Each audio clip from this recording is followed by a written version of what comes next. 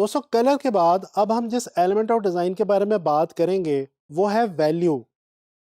Value किसी भी image, visual, photograph या डिज़ाइन के अंदर डेप्थ, डायमेंशन, इंटरेस्ट और ड्रामा पैदा करने के काम आता है। दोस्तों वैल्यू एक ऐसा एलिमेंट ऑफ डिज़ाइन है जिसको आमतौर पे बहुत ज़्यादा इंपॉर्टेंस नहीं दी जाती, लेकिन ये नहायत इम्पॉर्टेंट एलिमेंट ऑफ डिज़ाइन है और इसका ना सिर्फ ग्राफिक डिज़ाइन बल्कि फोटोग्राफी और ड्राइंग वगैरह के अंदर भी बहुत ही इंपॉर्टेंट रोल है। अगर वैल्यू को डिफाइन किया जाए तो वैल्यू इज लाइटनेस और darkness of any object, any area, any shape और एनी कलर, यानी कि किसी भी ऑब्जेक्ट, शेप या कलर की लाइट और डार्क होने को वैल्यू कहा जाता है। दोस्तों आइए जानने की कोशिश करते हैं कि वैल्यू क्या है और ग्राफिक डिजाइन में वैल्यू की क्या इंपॉर्टेंस है। दोस्तों ग्राफिक डिजाइन के अंदर वैल्यू को मेजर करने के लिए एक 9 स्टेप का स्केल इस्तेमाल किया जाता है। जैसा कि आप इस वक्त अपनी स्क्रीन पे अपने सामने देख सकते हैं, आपके सामने एक 9 स्टेप का स्केल मौजूद है। अगर आप गौर से देखें तो इस स्केल के ऊपर मोस्ट लेफ्ट पे वाइट कलर का एक बॉक्स मौजूद है 1 नंबर के ऊपर, जबकि मोस्ट राइट पे 9 नंबर पे ब्लैक कलर का एक बॉक्स मौजूद है।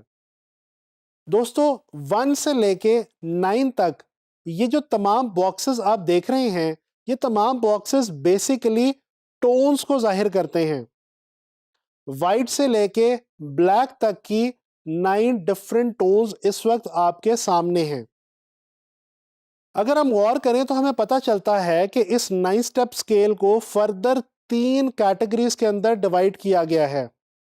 मोस्ट लेफ्ट पे वाइट के पोर्शन में जो 3 बॉक्सेस हैं, पहले 3 बॉक्सेस, उन बॉक्सेस को हाइलाइट्स के नाम से जाना गया है। मोस्ट राइट के ऊपर जो 3 ब्लैक के साथ बॉक्सेस हैं, उन बॉक्सेस को शैडोज के नाम से जाना गया है। और सेंटर में यानी कि मिडल में जो 3 बॉक्सेस हैं, उनको मिड टोन्स का नाम दिया गया है। दोस्तों बेसिकली ये 9 स्टेप स्केल जो है, ये हमें 1 से लेके 9 तक डिफरेंट टोन्स को मेजर करने में आसानी पैदा करता है।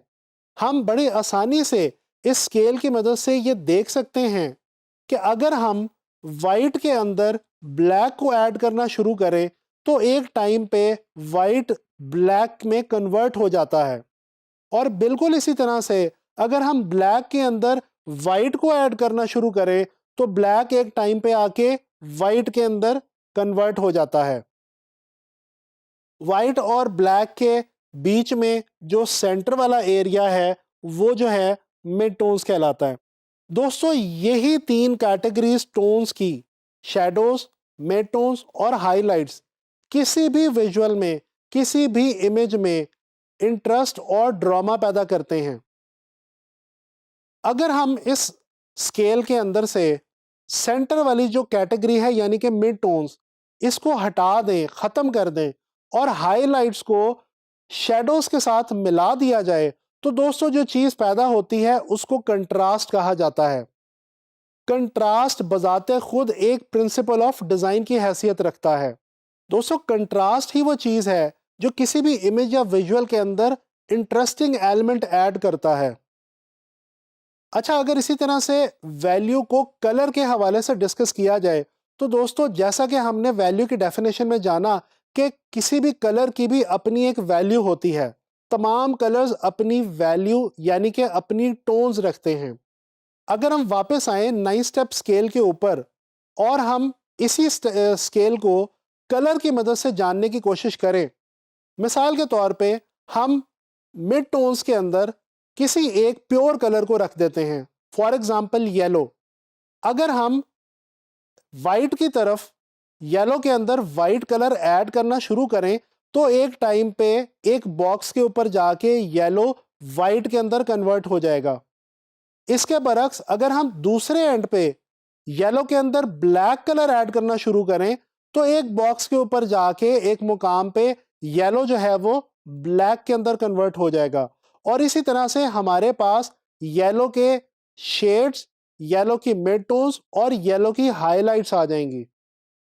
लिहाजा हमें यह पता चला कि वैल्यू का कलर से और कंट्रास्ट से बहुत ही गहरा ताल्लुक है। अगर ये कहा जाए तो गलत ना होगा कि वैल्यू कलर पे और कंट्रास्ट पे किसी हद तक डिपेंडेंट भी होती है। लेकिन दोस्तों यहां पे एक चीज जाननी बहुत ही जरूरी है, और वो ये कि वैल्यू का कलर से और कंट्रास्ट से गहरा ताल्लुक तो है, लेकिन बजाते खुद वैल्यू ना तो कंट्रास्ट है और ना ही कलर है। वैल्यू इटसेल्फ सिर्फ टोन्स का नाम है। डिफरेंट टोन्स को ही वैल्यू कहा जाता है। वैल्यू का ताल्लुक लाइटनेस और डार्कनेस से है, ना कि रेड, येलो या ब्लू से। दोस्तों अगर हम बात करें डिफरेंट फील्ड्स के अंदर वैल्यू की इंपॉर्टेंस की, तो हमें यह जान के हैरत होती है कि वैल्यू ना सिर्फ ग्राफिक डिजाइन में बल्कि फोटोग्राफी के अंदर भी बहुत ज्यादा इंपॉर्टेंट रोल प्ले करती है। जैसा कि अभी हमने कंट्रास्ट का जिक्र किया, दोस्तों कंट्रास्ट को बेसिकली वैल्यू की मदद से ही मॉनिटर किया जाता है और इसके अंदर रद्दोबदल किया जा सकता है। कोई भी फोटोग्राफर जब कोई फोटोग्राफ खींचता है तो उस फोटोग्राफ को खींचते वक्त वो अगर कंट्रास्ट को हाई कर दे और हाई कंट्रास्ट का इमेज कैप्चर करे, तो दोस्तों वो इमेज ना सिर्फ ड्रामेटिक होगा बल्कि बहुत ही ज्यादा इंटरेस्टिंग होगा।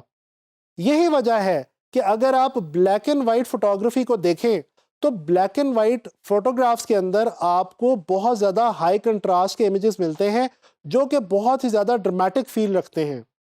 अब ये कंट्रास्ट को जो मॉनिटर किया जाता है ये डेफिनेटली वैल्यू की मदद से किया जाता है, लिहाजा वैल्यू की फोटोग्राफी के अंदर बहुत ज्यादा इंपॉर्टेंस है।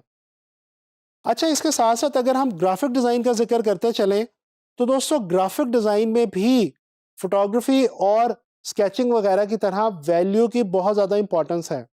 एक तो जिस तरह अभी हमने फोटोग्राफी के अंदर जिक्र किया कंट्रास्ट के हवाले से, तो डेफिनेटली जब आप कोई डिज़ाइन क्रिएट कर रहे होते हैं तो आपको उस डिज़ाइन के अंदर कंट्रास्ट को हाई करके एक अपॉर्चुनिटी मिलती है कि आप उस डिज़ाइन के अंदर बहुत ही इंटरेस्टिंग एलिमेंट ऐड कर सकें।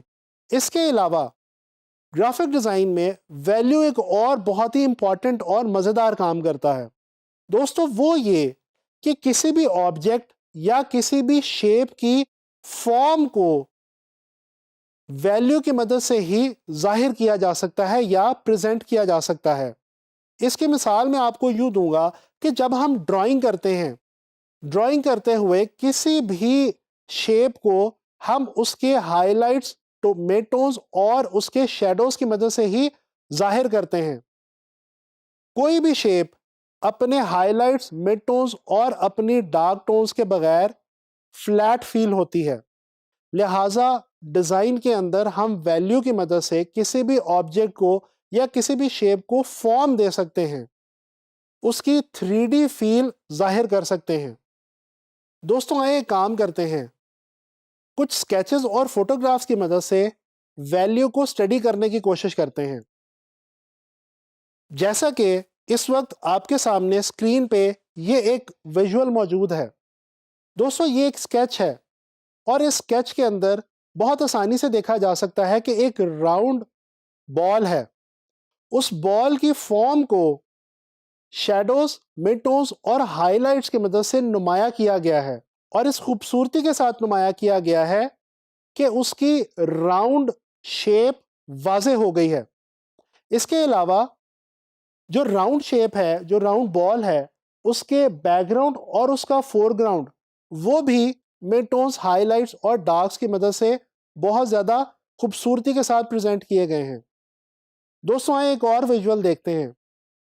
ये एक और स्केच आपके सामने इस स्क्रीन पे नुमाया है। दोस्तों इस स्केच के अंदर आर्टिस्ट ने 4 मुख्तलिफ बेसिक शेप्स को ड्रॉ किया है: रेक्टेंगल, सर्कल, स्क्वायर और ट्रायंगल। लेकिन आर्टिस्ट ने मिड टोन्स, हाइलाइट्स और डार्क टोन्स की मदद से इन तमाम शेप्स की 3D फॉर्म प्रेजेंट की है। यह किस तरह से मुमकिन हुआ?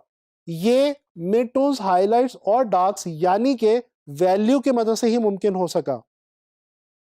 इसी तरह से अगर हम इस फोटोग्राफ को देखें जो इस वक्त स्क्रीन पे आपके सामने है, तो आप देख सकते हैं कि इसके अंदर जो मेन कैरेक्टर यानी कि जो मेन सब्जेक्ट है वो बजाते खुद डार्क्स के अंदर मौजूद है। इसके अलावा जो फोरग्राउंड है वो तमाम डार्क में है। जो टनल की वॉल्स हैं उन वॉल्स के ऊपर जो लाइट्स हैं वो बहुत ही खूबसूरत हाईलाइट्स क्रिएट कर रही हैं। और जैसे जैसे इमेज ट्रैवल करते हुए स्टेयर केस की तरफ जाता है, सीढ़ियों की तरफ, तो बहुत ही खूबसूरती से डार्क टोन्स जो हैं यानी कि शेडोज जो हैं वो हाईलाइट्स के अंदर कन्वर्ट होती हैं। ओवरऑल इस इमेज के अंदर शेडोज, मिड टोन्स और हाईलाइट्स खास तौर पे कंट्रास्ट यानी कि शेडोज और हाईलाइट्स बहुत ही खूबसूरत इंपैक्ट क्रिएट कर रहे हैं। इसी तरह से अगर हम इस विजुअल को देखें, यह भी एक बहुत ही खूबसूरत फोटोग्राफ है। इस फोटोग्राफ के अंदर भी एक टनल से आसमान का मंजर कैप्चर किया गया है और आप देख सकते हैं कि सीढ़ियों पे एक करैक्टर भी मौजूद है। इस तस्वीर की खूबसूरती यह है कि इसके अंदर जो करैक्टर मौजूद है वो बैक वक्त डार्क टोन्स यानी कि शेडोज और हाइलाइट्स दोनों के अंदर ट्रैवल कर रहा है। अगर आप गौर से देखें तो जो करैक्टर है उसका जो लोअर बॉडी पोर्शन है वो शेडोज के अंदर मौजूद है और जो अपर बॉडी पोर्शन है वो आसमान की तरफ से क्रिएट किए गए हाइलाइट्स के अंदर मौजूद है। और यही इस इमेज की असल खूबसूरती है। ये भी एक हाई कॉन्ट्रास्ट इमेज है, लिहाजा इसके अंदर भी वैल्यू की मदद से बहुत ही खूबसूरत मंजर क्रिएट किया गया है। आए नज़र डालते हैं अपनी इस आखिरी फोटोग्राफ के ऊपर। इस फोटोग्राफ के अंदर आप एक खातून को एम्ब्रेला लेके चलते हुए देख सकते हैं। साइड पे कुछ पिलर्स हैं। बैकग्राउंड जो है वो बिल्कुल डार्क है। खातून के का ड्रेस और उसकी जो एम्ब्रेला है वो हाइलाइट्स को शो कर रही है। इसके अलावा पिलर्स के अंदर से लाइट छन के आ रही है जो कि डार्क टोन्स के अंदर यानी कि शेडोज के अंदर बहुत ही खूबसूरत हाइलाइट्स पैदा कर रही है। ओवरऑल ये इमेज भी एक हाई कॉन्ट्रास्ट इमेज है और इसके अंदर भी वैल्यू एक बहुत ही मज़ेदार रोल प्ले कर रही है। दोस्तों, इस तरह से आप लोगों ने डिफरेंट फोटोग्राफ्स, विजुअल्स और स्केचेस की मदद से ये चीज़ देखी कि वैल्यू किसी भी विजुअल के अंदर कितना खूबसूरत इम्पैक्ट क्रिएट कर सकती है। दोस्तों, ग्राफिक डिज़ाइन के अंदर जब हम कोई भी डिज़ाइन क्रिएट करें तो हमें वैल्यू को इग्नोर नहीं करना चाहिए और हमें अपने डिज़ाइंस के अंदर कंट्रास्ट और वैल्यू को बहुत ज़्यादा एहतियात से और बहुत अच्छे तरीके से इस्तेमाल करना चाहिए। इस तरह से हम ना सिर्फ अपने विजुअल्स के अंदर डेप्थ क्रिएट कर सकते हैं, डायमेंशन जाहिर कर सकते हैं, बल्कि किसी भी ऑब्जेक्ट की शेप और फॉर्म को भी क्लियर किया जा सकता है, वाज़े किया जा सकता है।